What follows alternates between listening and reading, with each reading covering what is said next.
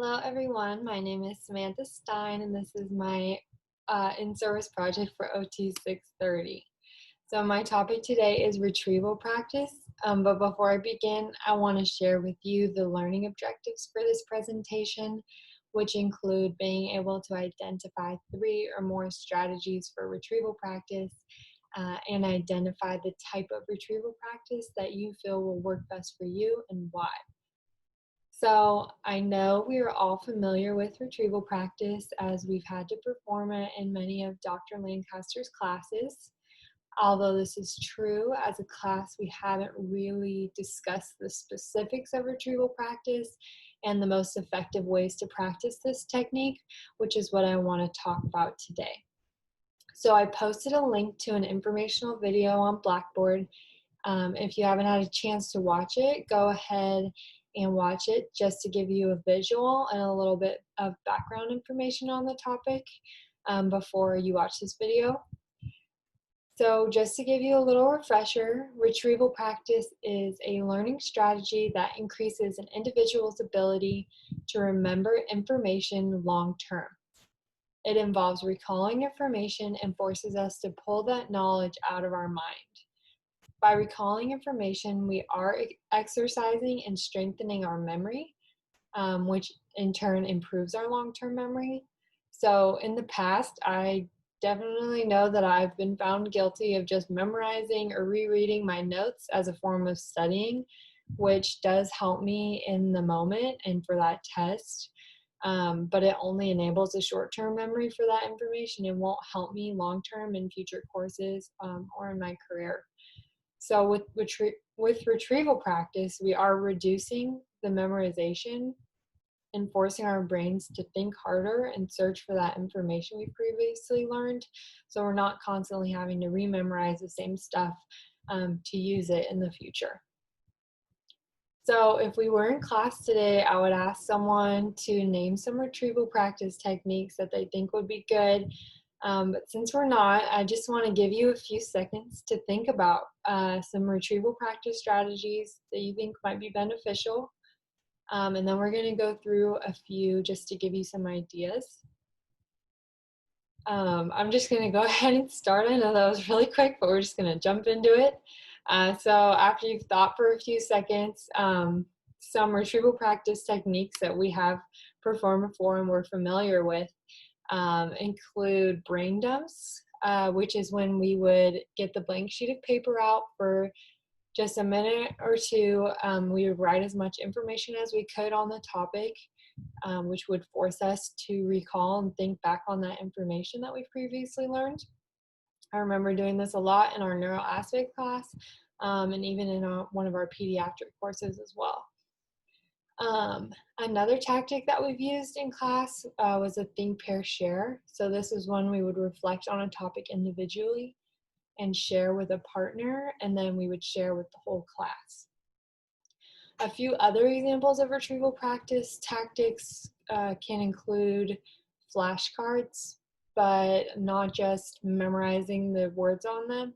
It's actually looking at the word and retrieving that definition before you flip it over, and then also shuffling through the cards after you've gone through them, so you're not just memorizing the order of them.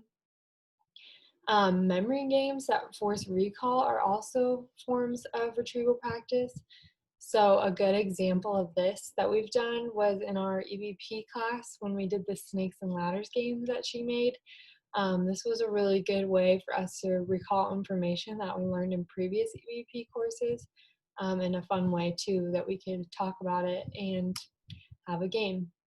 And other ways that you can do retrieval practice are low-stake quizzes. So these are good forms of retrieval practice because there's nothing really on the line for you and you're still having to retrieve that information that you've learned. So these are just a few of the ways that you can do retrieval practice, but there are many more if you find ones that work better for you.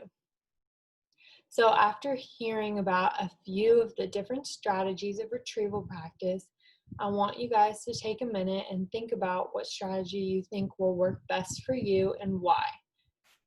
I have found that performing some of these techniques some definitely work better for me than others.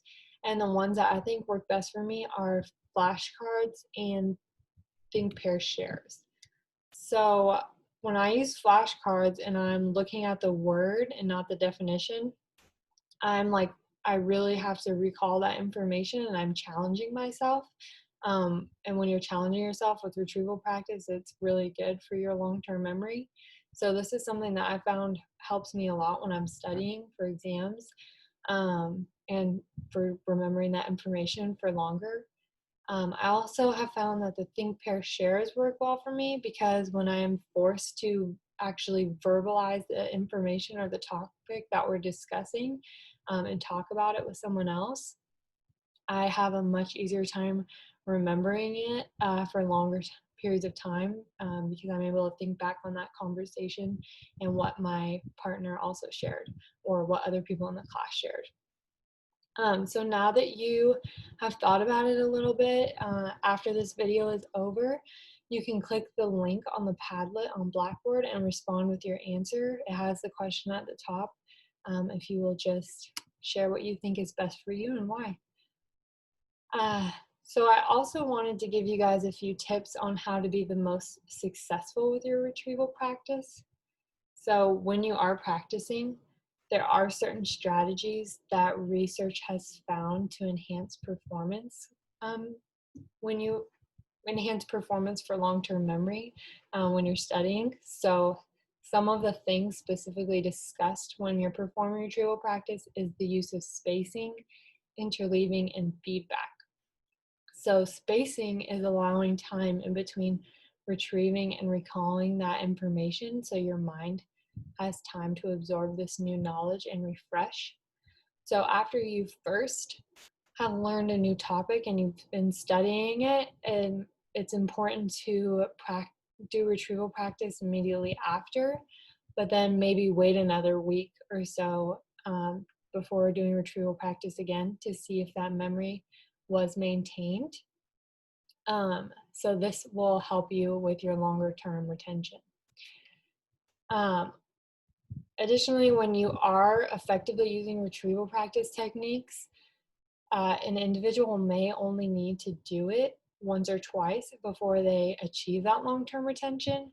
But this definitely varies between the individual and the skills and the materials used, and how effective that practice is. It's also been found that if the topics you are performing retrieval practice on are really challenging for you, that this is actually a really good thing. Research has found that the harder the information you are learning, the more likely you are to remember this information for longer term. So challenging yourself when doing retrieval practice is really important. Another concept is interleaving, which is the process of mixing up closely related topics when you're studying them. So this is a technique that they use in retrieval practice because it helps the individual to distinguish similar concepts when they are studied together. So research has found that retention is much greater when similar concepts are studied together versus studied separately. An example that I came across when I was looking at this was when students are learning addition, subtraction, division, and multiplication at the same time, rather than learning it separately, they're a lot more likely to retain that information and increase their learning ability when they're doing it. But just to relate it back to our courses, I think a good example of interleaving would be when we were in previous courses. I think it was our adults course. We had some labs where we looked at and performed different assessments that were all very similar, and they looked at similar populations that a lot of them assessed their independence. And so I think learning those at the same time was really beneficial to us because we were able to compare and contrast the similarities and know the differences rather than learning them separately, and we probably would have gotten them a lot more confused. Another concept is utilizing feedback in retrieval practice.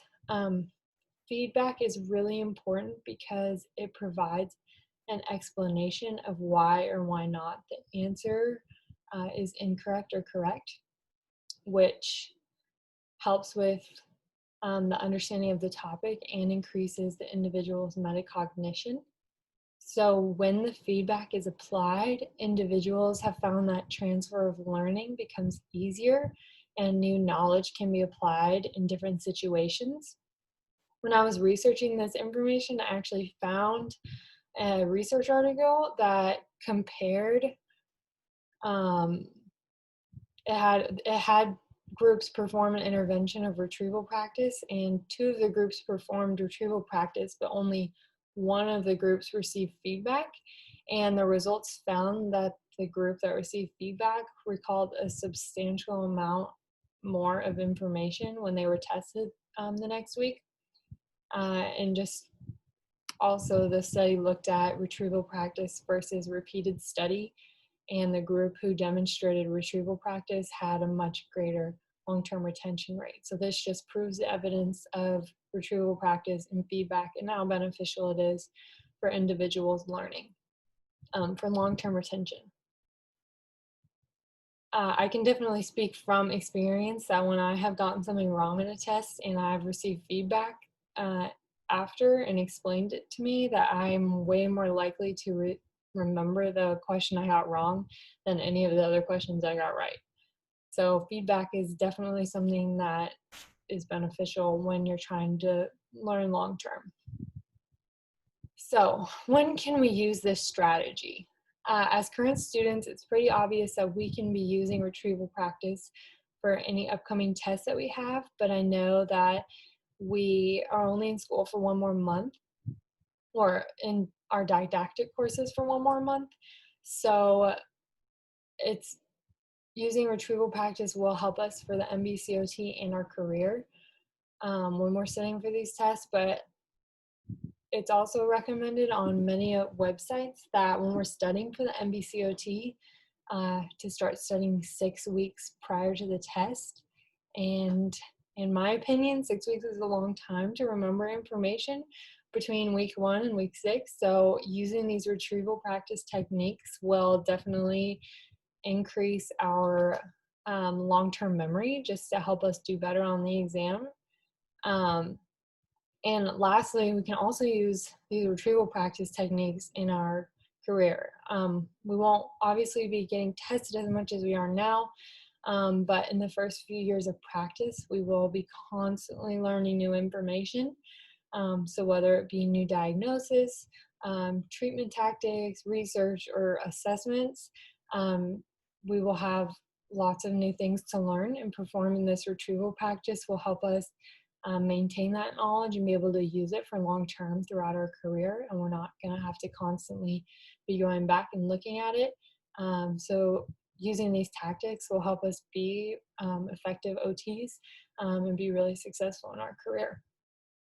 So I want to leave you guys with a resource for retrieval practice, which is a website called retrievalpractice.org. And I want to encourage you to look through this website. The website has a lot of really good resources, and it offers tips and tricks for practicing different study tactics and different retrieval practice methods. And it just has countless amount of things to look at.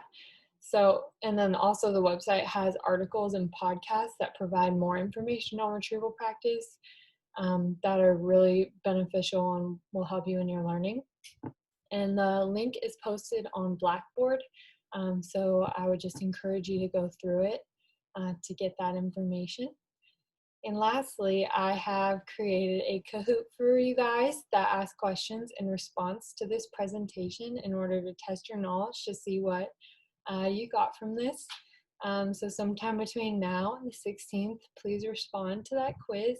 The link is also posted on Blackboard. And thank you for listening.